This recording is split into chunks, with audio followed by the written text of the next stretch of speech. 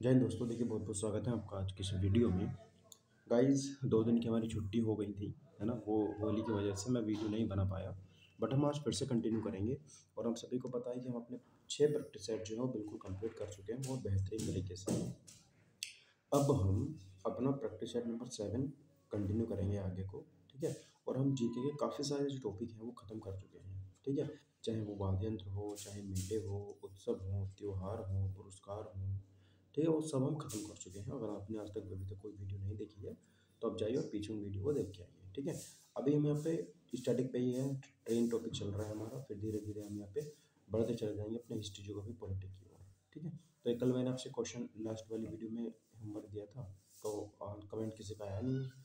Comment किया करो दोस्तों, ठीक है, इससे आप ही का फ़ायदा होगा, आप ही का बेनिफिट होगा।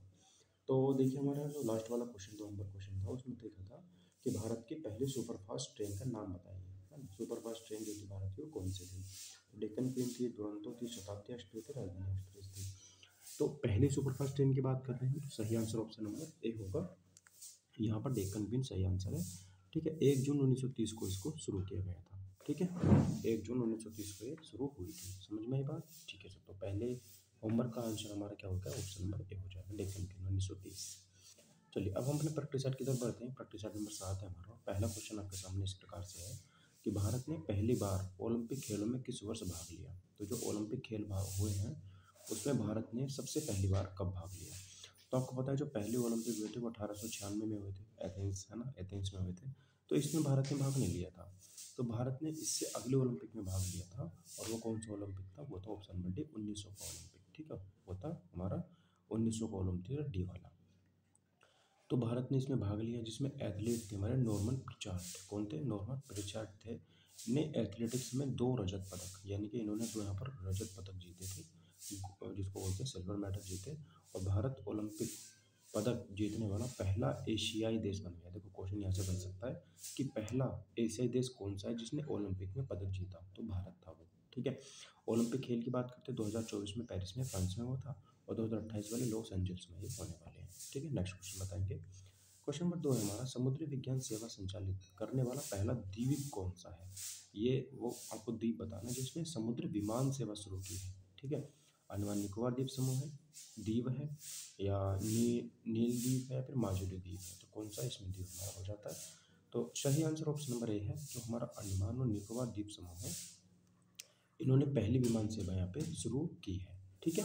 ध्यान रखिएगा, पोर्ट ब्लेयर और हॉवलॉक द्वीप को जोड़ने के लिए 2 यहाँ पर द्वीप हैं, पोर्ट ब्लेयर द्वीप है और एक हमारा हैवलॉक द्वीप है। हैवलॉक द्वीप है। इन दोनों को जोड़ने के लिए इन्होंने 2010 में, है ना, सिपलेन जलहंस लॉन्च किया था, जिसका नाम था सिपलेन। अर्थात प्रथम सफल समुद्री विमान उड़ान बात करते हैं तो हाइड्रोवियन 1910 में फ्रांसीसी हेनरी कैब्रे द्वारा इसमें उड़ी गई थी।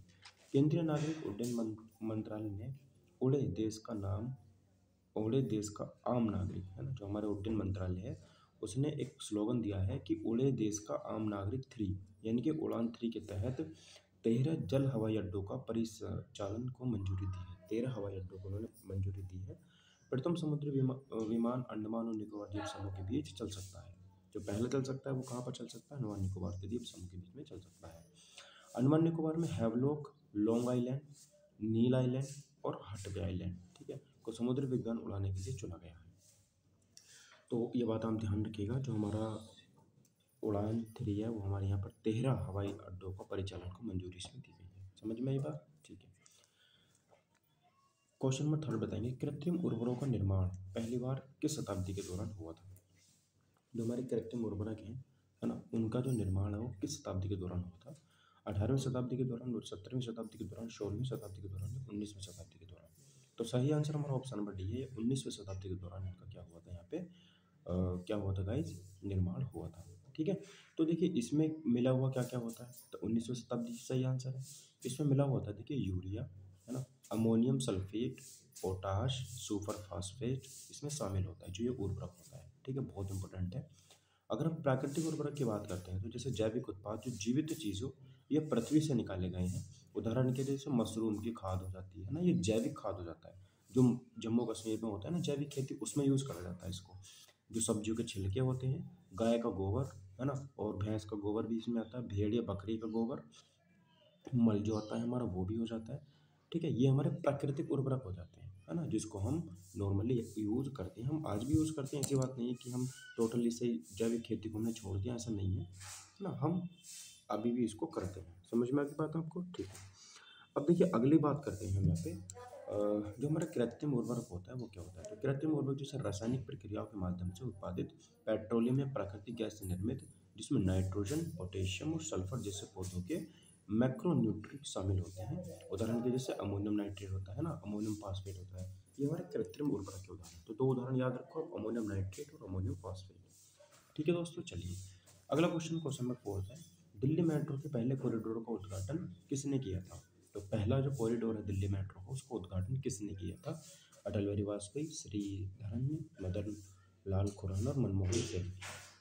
तो क्वेश्चन नंबर ए का 4 का सही आंसर ऑप्शन नंबर ए हो जाता है। अटल बिहारी वाजपेयी ने 24 दिसंबर 2002 को, ध्यान रखना डेट बहुत ज़्यादा इंपॉर्टेंट है, 24 दिसंबर 2002 को, ये रेड लाइन, हाँ कौन सी लाइन थी, देखिए मेट्रो में लाइन होती है, रेड लाइन है ना, पिंक लाइन, येलो लाइन, ये सब बहुत फेमस लाइन होती है। तो रेड लाइन जो शहादरा और 30 हजारे के बीच में चलती थी, उसका इन्होंने उद्घाटन किया था। ये पहला रेल के रूट कॉरिडोर था मेट्रो के लिए। कब? 24 दिसंबर 2002 को। उसके बाद आप बात करते हैं इलाट विपिल श्रीधरन। इलाट विपिल श्रीधरन जो है, ई श्रीधरन इनको बोलते हैं, भारत के मेट्रोमैन के रूप में जाने जाते हैं। तो भारत के मेट्रोमैन कौन है? तो ई श्रीधरन। बहुत इंपॉर्टेंट क्वेश्चन है, भारत के मेट्रोमैन ई श्रीधरन यहाँ पे हो जाते हैं। मदन लाल खुराना की यहाँ पे बात करते हैं, तो भारतीय राजनीतिक दिल्ली के मुख्यमंत्री रह चुके हैं। ठीक है, ये पॉलिटिक्स में है और दिल्ली के मुख्यमंत्री रह चुके हैं।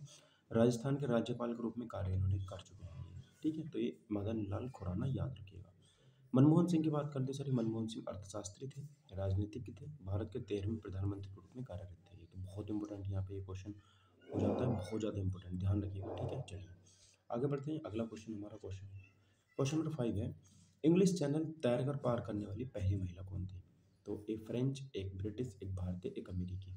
तो इंग्लिश चैनल को तैरकर पार करने वाली पहली महिला कौन थी। ऑप्शन नंबर डी अमेरिकी थी, यूएस फीमेल थी, जो तैर कर इन्होंने पार कर दिया था इंग्लिश चैनल को। ठीक है, इनका नाम था गुरदूड एड्रले। गुरदूड एड्रले इनका नाम था, गुरदूड एड्रले। तो इसका नाम आप याद रखिएगा। ठीक है, चलिए ये क्या है गाइस। तो इंग्लिश चैनल एक जल निकाय है जो दक्षिणी इंग्लैंड को उत्तरी फ्रांस से अलग करता है। दक्षिणी इंग्लैंड को उत्तरी फ्रांस से ये अलग करता है और उत्तरी सागर के दक्षिणी भाग को अटलांटिक महासागर से जोड़ता है। ठीक है, अच्छा आरती साहा बात करेंगे। आरती साहा इंग्लिश चैनल तैर कर पार करने वाली पहली एशियाई महिला है ना। तो पहली एशियाई की बात करेंगे तो सर वो आरती साहा हो जाती है। मिहिर सेन की बात करते हैं सर, इंग्लिश चैनल को तैर कर पार करने वाले पहले भारतीय व्यक्ति हैं। ठीक है, पहले भारतीय व्यक्ति हमारे मिहिर सेन हो जाते हैं। और मैथ्यू वेब की बात करते हैं, ब्रिटिश इंग्लिश चैनल को तैर कर पार करने वाले पहले व्यक्ति हो जाते हैं, ब्रिटिश की बात करेंगे। पहली एशियाई महिला आरती साहा, पहले भारतीय मिहिर सेन, पहले ब्रिटिश मैथ्यू वेब, पहले अमेरिकन गुरदूड एड्रले, और ये सबसे पहली कौन थी, तो वो भी अमेरिकी ही थी। नेक्स्ट क्वेश्चन बताएंगे सर कि पैरालंपिक में पदक जीतने वाली भारत की पहली पैरा एथलीट हैं। उन्होंने रियो 2016 पैरालंपिक में शॉट पुट स्पर्धा में सर रजत पदक जीता था, यानी कि इन्होंने यहाँ पर सिल्वर मेडल जीता था शॉट पुट में। तो वो कौन थी? दीपा करमारकर, दीपा मलिक, देवी झांझड़िया और गिरीश रानी। तो सही आंसर कौन सा हो जाएगा हमारा? ऑप्शन नंबर सी हमारा हो जाएगा दीपा मलिक। ठीक है, तो इन्होंने क्या किया है, देखिए पैरालंपिक की खिलाड़ी हैं दीपा मलिक जो है ये, और ये पैरा एथलीट है, ये पहली पैरा एथलीट है। 2016 में रियो ओलंपिक हुआ था, वहाँ पर इन्होंने शॉट पुट एक गेम होता है उसमें सिल्वर मेडल जीता था। ठीक है, तो कब हुआ था रियो ओलंपिक? 2020 में हुआ था, ये बात आपको यहाँ पे याद रखिएगा। ठीक है, अच्छा उन्हें, अच्छा ये और भी हैं, ये भारत की पैरा ओलंपिक समिति की अध्यक्ष के रूप में चुना गया था इनको, ध्यान रखा, क्या अध्यक्ष के रूप में इनको चुना गया था। और भारत ने टोक्यो पैरा ओलंपिक में 19 मेडल जीते थे। हमने कितने? 19 मेडल जीते थे टोक्यो पैरा ओलंपिक में, जिसमें हमारे पास 5 गोल्ड थे, 8 सिल्वर थे और 6 ब्रॉन्ज थे। ठीक है, निशानेबाजी में अवनी लेखरा 2 पैरा ओलंपिक पदक जीतने वाली पहली भारतीय महिला बनी है। कौन? हमारी अवनी लेखरा। भारत के टोक्यो 2020 पैरालंपिक पदक विजेता की बात करते हैं तो स्वर्ण में अवनी लेखरा है, इसमें सुमित अंतल है, मनीष नरवाल है, प्रमोद भगत है, कृष्णा नागर है। सिल्वर की बात करते हैं सर, ये काफ़ी सारे नाम यहाँ पर सिल्वर सिंह के हो जाते हैं। ठीक है दोस्तों, क्वेश्चन का आंसर ऑप्शन नंबर सी हो जाएगा दीपा मलिक। क्वेश्चन नंबर 7 बताएंगे, भारत ने पहले रेडियो कार्यक्रम किस वर्ष प्रसारित किया था? भारत का पहला रेडियो कार्यक्रम किस वर्ष प्रसारित किया गया था? 1936 में, 1957 में, 1930 में या फिर 1923 में? तो इसका सही आंसर ऑप्शन नंबर डी होगा। हमारा जो पहला रेडियो कार्यक्रम था वो 1923 में यहाँ पर क्या हुआ था, संचालित किया गया था। ठीक है, तो कहाँ से इसकी स्थापना हुई थी? तो देखिए, क्लब ऑफ बॉम्बे है ना, radio club of Bombay, radio club of Bombay, यहाँ से 1923 में इसको प्रसारित किया गया था। 1956 की बात करते हैं सर। 1956 में ऑल इंडिया रेडियो क्या हो जाता है? 1956 में क्या हो जाता है? All India radio. और 1936 में स्थानांतरित का नाम बदलकर आकाशवाणी इसको कर दिया गया था। ठीक है, ध्यान रखिएगा, बात समझ में आ गई आपको? यानी कि 1936 में जो ऑल इंडिया रेडियो इसकी स्थापना होती है और 1956 में इसका नाम चेंज करके आकाशवाणी कर दिया गया था। ठीक है, चलिए 1959 में दूरदर्शन की शुरुआत होती है। तो दूरदर्शन की याद रखिएगा 1959 में शुरुआत होती है। 1936 में किसकी होती है सर? ऑल इंडिया रेडियो की होती है। फिर 1956 में इसका नाम चेंज करके आकाशवाणी कर दिया जाता है। ठीक है, चलिए अगला बताएंगे, किस देश का पूर्ण नागरिक बनने वाली दुनिया की पहली रोबोट बनी? पहली रोबोट, दुनिया की पहली रोबोट जो है उनका नाम क्या है, जो पूरी तरीके से यहाँ पर नागरिक जो है वो बन चुकी हैं? तो उनका answer option number D, Sofia. क्या नाम है? सोफिया उसका नाम है। ये सऊदी अरब की पहली रोबोट नागरिक है ना, रोबोट है ये और पहली नागरिक बन चुकी है। इसे हैंसन रोबोटिक हांगकांग स्थित कंपनी द्वारा विकसित किया गया है। ये कहाँ की है भाई? ये हांगकांग की एक कंपनी है जिसने इसको बनाया है। वह एक सामाजिक ह्यूमनॉइड रोबोट है जो कृत्रिम बुद्धिमत्ता एआई प्रोग्रामिंग का उपयोग करती है, मानव इशारों और चेहरों के भावों को नकल कर सकती है और पूर्व निर्धारित विषयों पर बातचीत करने में भी सक्षम है। ठीक, अगला बताइए, लोकसभा की पहली महिला अध्यक्ष के रूप में किसे नियुक्त किया गया था? लोकसभा की पहली महिला अध्यक्ष, तो आप सभी को इनका आंसर पता होगा, वो है हमारी Meera Kumar. Option number B is the right answer of this question. ठीक है, तो मीरा कुमार लोकसभा के प्रथम अध्यक्ष गणेश वासुदेव मावलंकर। देखिए, बात करते हैं पहली महिला अध्यक्ष की, तो वो थी मीरा कुमार। पहली महिला अध्यक्ष कौन थी? मीरा कुमार थी। और लोकसभा के प्रथम अध्यक्ष की बात करते हैं तो वो थे गणेश वासुदेव मावलंकर। कौन थे? गणेश वासुदेव मावलंकर, वो यहाँ पर हो जाते हैं। भारत की प्रथम महिला राष्ट्रपति प्रतिभा पाटिल थी। पहली प्रधानमंत्री इंदिरा गांधी थी। और पहली मुख्यमंत्री सबको पता है सुचेता कृपलानी थी। और पहली राज्यपाल सरोजिनी नायडू थी। भारतीय राष्ट्रीय कांग्रेस की पहली अध्यक्ष कौन बनी थी? वो एनी बेसेंट बनी थी। पहली आईपीएस अधिकारी कौन है? किरण बेदी हो जाती हैं। और पायलट बात करते हैं तो सर सरला हो जाती है, सरला, सरला ठकराल। पहली पायलट कौन है भारत की? सरला ठकराल है। और पहली ट्रेन ड्राइवर सुरेखा यादव है। और पहली केंद्रीय मंत्री राजकुमारी अमृत कौर है।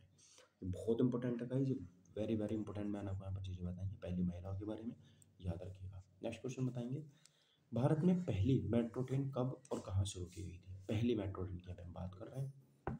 देखिए, दिल्ली में तो 2002 में शुरू हुई थी, रेड लाइन, सादर सतीश हजारी, अटल बिहारी वाजपेयी, ध्यान रखिएगा। ठीक है, तो वो कब शुरू हुई थी गाइस हमारी? तो वो हुई थी 24 अक्टूबर 1984 को, कलकत्ता में शुरू हुई थी पहली मेट्रो भारत में। ठीक है, तो 24 अक्टूबर 1984 को कलकत्ता में भारत की पहली भूमिगत मेट्रो ट्रेन कोलकाता के भवानीपुरम यानी कि नेताजी भवन से और एस्प्लेनेड तक शुरू की गई थी। पहली मेट्रो की हम यहाँ पे बात कर रहे हैं। ठीक है, अच्छा, कोलकाता मेट्रो भारत में पहली योजनाबद्ध और परिचालन वाली रैपिड ट्रांजिट प्रणाली, इसका जो निर्माण प्रारंभ था 1970 के दशक में, इसका शुरुआत इंदिरा गांधी ने रखी थी। ठीक है, पहली मेट्रो की हम यहाँ पे बात कर रहे हैं।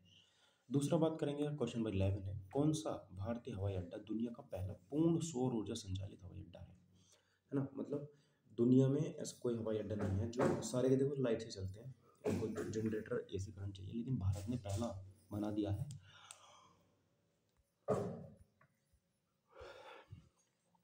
ठीक है, भारत ने पहला यहाँ पर बना दिया है जिसमें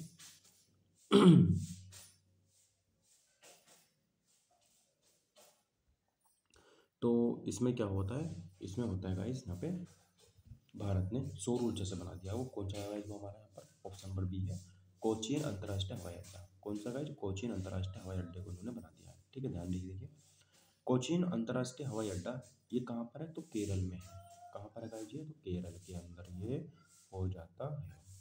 राज्य का सबसे व्यस्त और सबसे बड़ा हवाई अड्डा है, ये केरल का सबसे व्यस्त और सबसे बड़ा है। पुदुचेरी हवाई अड्डा भारतीय विमानपथ प्राधिकरण एएआई का देश का पहला पूर्णतः सौर ऊर्जा संचालित हवाई अड्डा बन गया है।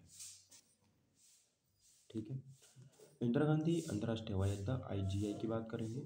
भारत का सबसे व्यस्त हवाई अड्डा है। आंध्र प्रदेश राज्य में भारतीय रेलवे का विजयवाड़ा स्टेशन 130 किलोवाट KWB सौर पैनलों से कवर होने वाला देश का पहला रेलवे स्टेशन बन गया है। ठीक है, बहुत ज़्यादा इंपॉर्टेंट बात थी, मैंने आपको बताई है। अब क्वेश्चन नंबर 12 बताएंगे, पहला भारतीय cricket club Calcutta cricket club की स्थापना कब की गई थी? तो कलकत्ता क्रिकेट क्लब की बात करेंगे 1792 में की गई थी। ऑप्शन नंबर ए मेरा सही आंसर हो जाता है। ठीक है, इसको हम मैरी लेबोन क्रिकेट क्लब भी कहते हैं। 1787 के बाद दुनिया का दूसरा सबसे पुराना क्रिकेट क्लब है ये। ठीक है, तो ध्यान रखिएगा इसको, ये 1787 में इसकी स्थापना होती है। सॉरी, क्रिकेट क्लब स्थापित 1792 में होती है इसकी स्थापना। और अगर दूसरे की बात करते हैं तो गाइस वो हमारा यहाँ पर ये दूसरा है, और पहला जो था वो 1787 में बना था। ओरिएंटल क्रिकेट क्लब 1848 में मुंबई के पारसी समुदाय द्वारा पहला स्थापित क्रिकेट क्लब बना था 1848 के अंदर। 1848 में बना था वो, और ये कब बना था? पारसी समुदाय के द्वारा मुंबई में इसको बनाया गया था। 23 फरवरी को कलकत्ता क्रिकेट क्लब और फुटबॉल क्लब की स्थापना यहाँ पर हो जाती है, यानी कि 23 फरवरी को हम क्रिकेट क्लब और फुटबॉल क्लब के स्थापना दिवस के रूप में मनाते हैं। ठीक है, चलिए नेक्स्ट क्वेश्चन बताएंगे। 1964 में भारत का पहला दाबयुक्त भारी जल रिएक्टर लिमिटेड PHWR लिमिटेड में परमाणु ऊर्जा और भारत के NPCI के बीच सहयोगी उद्यम था। फ्रांस, सोवियत संघ, कनाडा और इसराइल।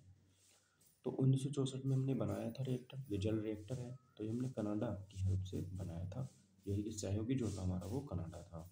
ठीक है, और प्रथम दाबयुक्त भारी जल रिएक्टर, ठीक है, और ये हमारा PHWR यानी कि प्रेशर वाटर है ना, राजस्थान परमाणु ऊर्जा स्टेशन जिसको हम RPH फर्स्ट बोलते हैं। भारत में परमाणु ऊर्जा संयंत्र की बात करते हैं तो जैसे तारापुर जो है हमारा महाराष्ट्र के अंदर हो जाता है। राजस्थान में बात करेंगे तो हमारा राजस्थान में हो जाता है। मद्रास की बात करेंगे तमिलनाडु में हो जाता है। नरोरा हमारा उत्तर प्रदेश में हो जाता है। ठीक है, तो नरोरा ये हमारा यूपी में हो जाता है। ठीक है, और आप बताएंगे मुझे काकरापारा कहाँ पर है? काकरापारा कहाँ पर है? और ये हमारा एक तारापुर है, ये हमारा महाराष्ट्र के अंदर हो जाता है। ठीक है दोस्तों, चलिएगा क्वेश्चन नंबर 14 बताएंगे, संयुक्त राष्ट्र के प्रथम महासचिव कौन थे? तो सबको पता है सर, त्रिगवैली थे। कौन थे? त्रिगवैली थे हमारे संयुक्त राष्ट्र के पहले महासचिव। ये हमारे 1946 से लेकर के 1953 तक रहे थे, और ये नॉर्वे के रहने वाले थे। कहाँ के? नॉर्वे के। बात करते हैं तो संयुक्त राष्ट्र जो हमारा UNO है, इसकी स्थापना कब हुई थी? तो 24 अक्टूबर कब हुई थी? 24 अक्टूबर 1945 को इसकी स्थापना हो जाती है। इसका मुख्यालय कहाँ पर? तो इसका मुख्यालय जो है वो न्यूयॉर्क के अंदर हो जाता है, USA में। ठीक है, ध्यान रखिएगा। अब बात करते हैं जो हमारा इसमें और कुछ नहीं इम्पोर्टेंट, अगला बताएंगे। भारत की पहली जैव ईंधन संचालित उड़ान 2018 में हवाई अड्डे पर पूरी की गई थी, वो की नई दिल्ली, कहाँ से कहाँ तक की गई थी? IGI मतलब इंदिरा गांधी, बताया था ना मैंने, इंदिरा गांधी इंटरनेशनल हवाई अड्डा। तो देहरादून के लिए, नई दिल्ली से कहाँ के लिए वो भरी गई थी उड़ान? देहरादून के लिए, हैदराबाद के लिए, पटना के लिए, फिर मुंबई के लिए। तो वो गाइस नई दिल्ली से भरी गई थी हमारे देहरादून के लिए। कहाँ के लिए? देहरादून के लिए। ऑप्शन नंबर ए मेरा सही आंसर हो जाता है। तो जैव ईंधन का उपयोग करने वाला भारत का पहला उड़ान विमान ए बम्बोडियर Q400 है। इसको स्पाइस जेट द्वारा देहरादून उत्तराखंड की राजधानी से इंदिरा गांधी इंटरनेशनल हवाई अड्डे तक डैश के लिए उड़ान भरी गई थी। देहरादून से नई दिल्ली के लिए उड़ा था। ठीक है, ध्यान रखिएगा। अगला बताएंगे, निम्नलिखित में से किस शहर में भारत के पहले जैव रिफाइनरी संयंत्र का उद्घाटन किया गया था? जैव रिफाइनरी संयंत्र पुणे, अहमदाबाद, वलसाड या फिर हैदराबाद? तो सही आंसर इसका ऑप्शन नंबर ए था पुणे। पुणे में पहले यहाँ पर स्थापित की गई थी, ध्यान रखना। तो नितिन गडकरी ने भारत के प्रथम बायो रिफाइनरी संयंत्र का उद्घाटन किया। ये नितिन गडकरी ने किया था, जो विभिन्न प्रकार के बायोमास से इथेनॉल का उत्पादन करता है। बायो रिफाइनरी एक ऐसा रिफाइनरी है जो बायोमास को ऊर्जा और अन्य लाभकारी उत्पादों में परिवर्तित करता है। तो ध्यान रखना, भारत का जो पहला जैव रिफाइनरी संयंत्र है वो पुणे में स्थापित किया गया था। नेक्स्ट क्वेश्चन बताएंगे गाइस कि निम्नलिखित में से किस नदी पर स्वतंत्र भारत का पहला नदी बांध बनाया गया था? स्वतंत्र भारत का पहला नदी बांध तो कृष्णा नदी पर, यमुना नदी पर, या फिर हमारा गंगा नदी पर, या दामोदर नदी पर? तो सही आंसर ऑप्शन नंबर डी है, दामोदर नदी पर इसको बनाया गया था। ठीक है, ध्यान रखना।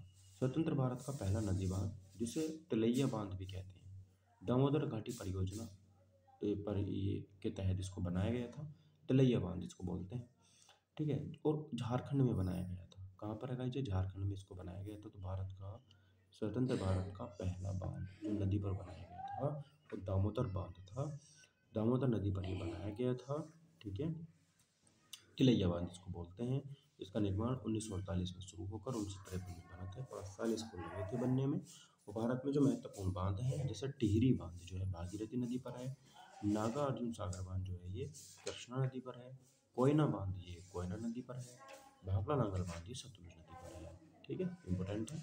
अगला बताएंगे सर, भारत के पहले तैरते हुए प्राथमिक विद्यालय का उद्घाटन कहाँ किया गया है? मतलब तैरता हुआ प्राथमिक विद्यालय कहाँ पर इसका उद्घाटन किया गया है? नैनी झील नैनीताल में, डल झील श्रीनगर में, पिछोला झील उदयपुर में, लोकटक झील मणिपुर में।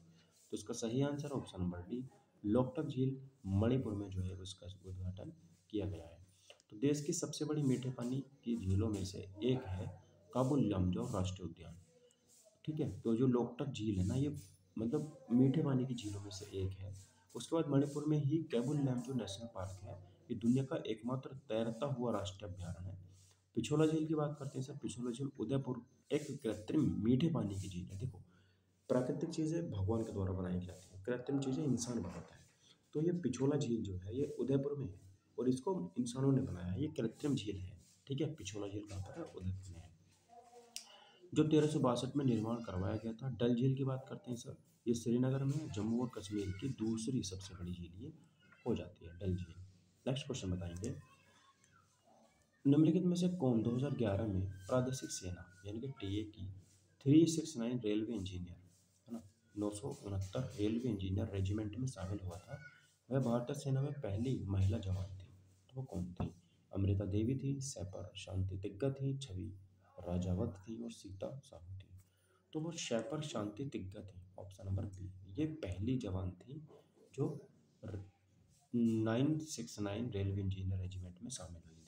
ठीक है, तो ये टी इकाइयों में रेल संचार द्वारा बनाए रखने के लिए प्रादेशिक सेना अधिनियम इसका 1948 में आया था, ध्यान रखना। ठीक है, चलिए अगला बताएंगे, फरवरी 1911 में दुनिया का पहला आधिकारिक एयरमेल से डैश को भेजा गया था। तो वो कहाँ से भेजा गया था? ठीक है, इलाहाबाद के नैनी से भेजा गया था, आंध्र प्रदेश से मतलब इलाहाबाद से नैनी को भेजा गया था, आंध्र प्रदेश से दिल्ली को भेजा गया था, या इलाहाबाद से आगरा को भेजा गया था, या हैदराबाद से तिरुपति को भेजा गया था।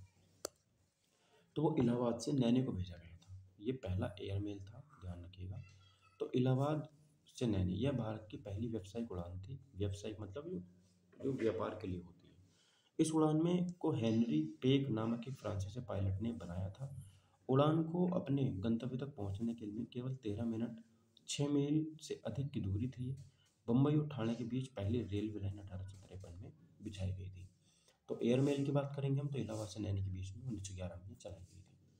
क्वेश्चन नंबर 21 बताएंगे, निम्नलिखित में से किस राज्य में भारत की पहली इलेक्ट्रॉनिक वोटिंग मशीन का उपयोग किया गया था? ईवीएम है ना, ईवीएम का उपयोग जो है वो कहाँ पर किया गया था?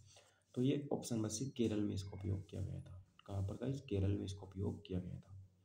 तो केरल की बात करते हैं सर, 1982 में इसका उपयोग किया गया था, है ना, केरल में 1982 में इसका उपयोग किया गया था पहली बार। इलेक्ट्रॉनिक वोटिंग मशीन इसकी फुल फॉर्म होती है कि 2 यूनिट्स के साथ डिज़ाइन किया गया है, कंट्रोल यूनिट और बैलेट यूनिट। देखो इसमें 2 यूनिट होती हैं जो ईवीएम होती है, एक होती है इसमें कंट्रोल यूनिट और दूसरी इसमें होती है बैलेट यूनिट।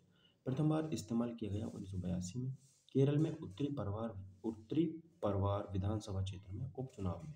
तो केरल में एक हमारे पूर्व मतलब परवूर विधानसभा क्षेत्र में उपचुनाव में इसका उपयोग किया गया था।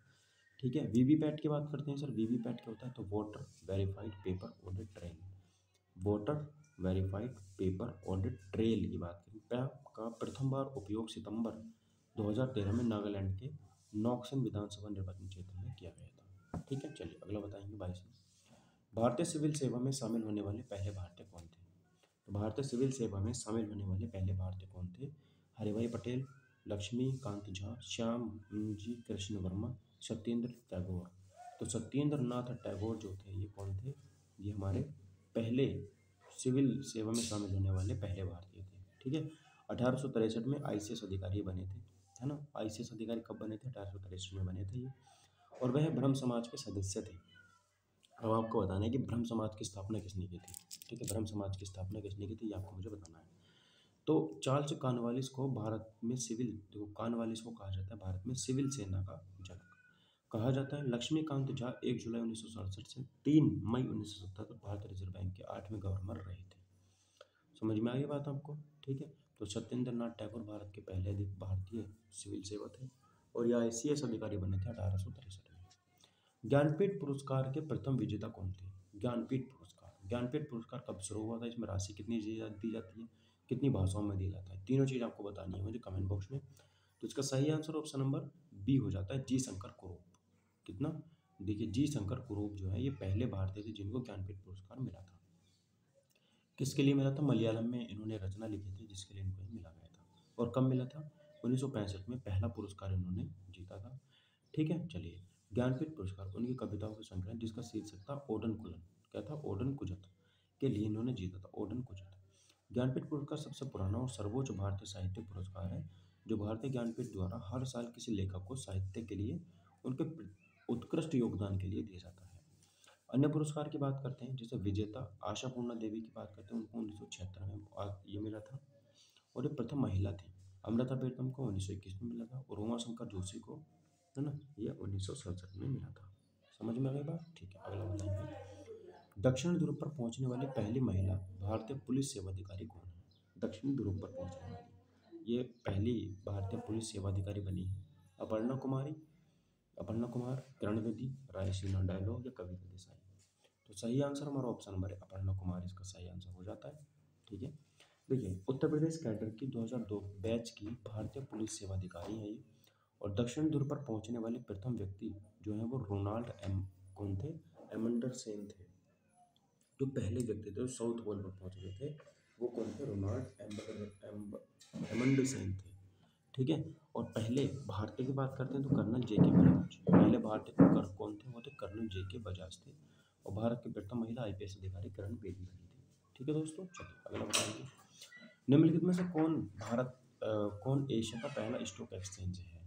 भारत का पहला स्टॉक, एशिया का पहला स्टॉक एक्सचेंज है तो वो हमारा ऑप्शन नंबर सी हो जाता है, बॉम्बे स्टॉक एक्सचेंज। ठीक है, कौन हो जाता है?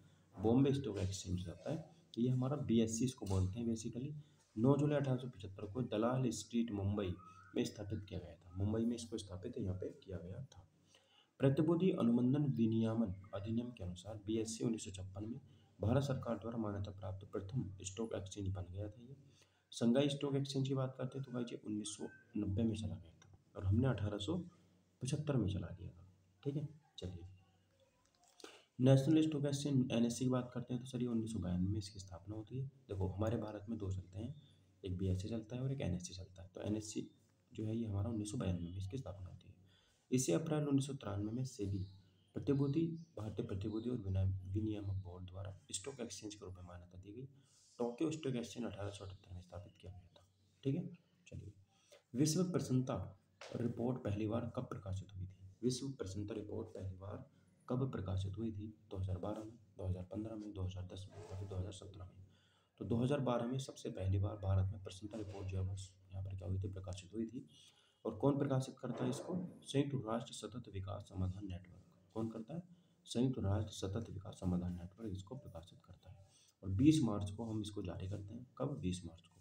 ठीक है, चलिए अंतरिक्ष की यात्रा करने वाली पहली भारतीय कौन है ना? अंतरिक्ष की यात्रा, पात्रा नहीं है गाइस, ये यात्रा है। यात्रा करने वाली पहली भारतीय कौन है?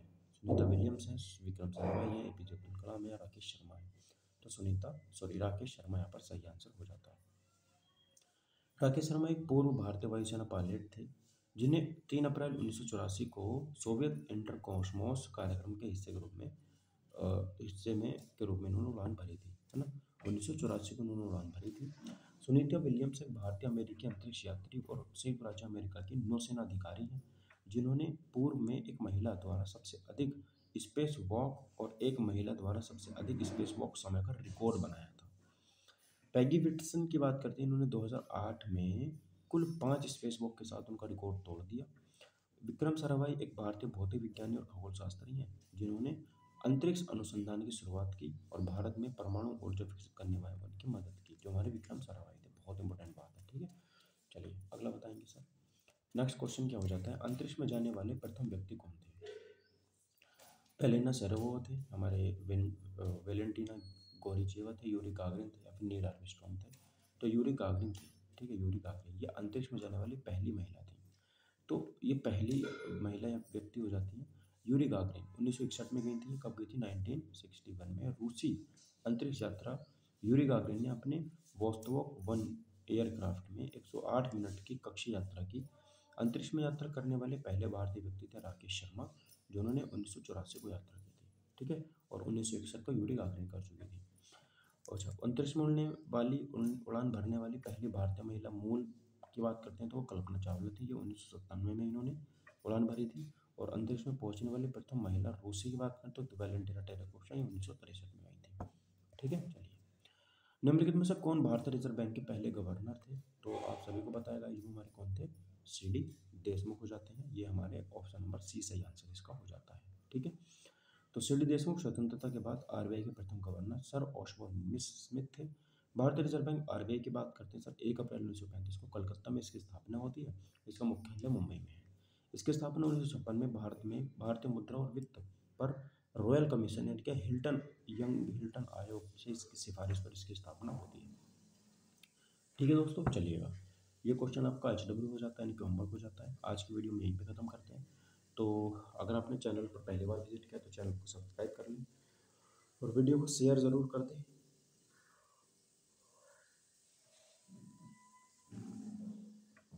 यहीं पर हमारी वीडियो एंड होती है। जय हिंद, वंदे मातरम।